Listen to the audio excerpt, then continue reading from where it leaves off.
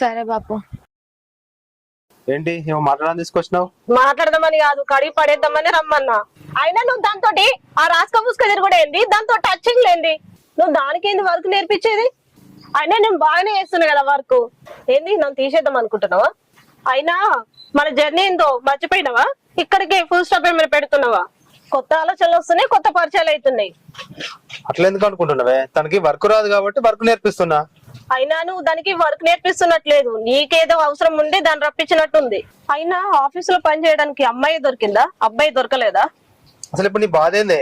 నేను వదిలిపెడతా అనుకుంటున్నావా? నేనేమి వదిలిపెట్టాను. తనని వర్క్ చేయడానికి తీసుకొచ్చిన, వర్క్ చేసుకుంటది అంతే.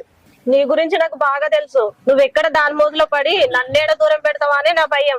నేనేమి దూరం పెట్టనే, వేరే పిచ్చి పిచ్చి ఆలోచనలు ఆలోచించకుండా పద వెళ్దాం.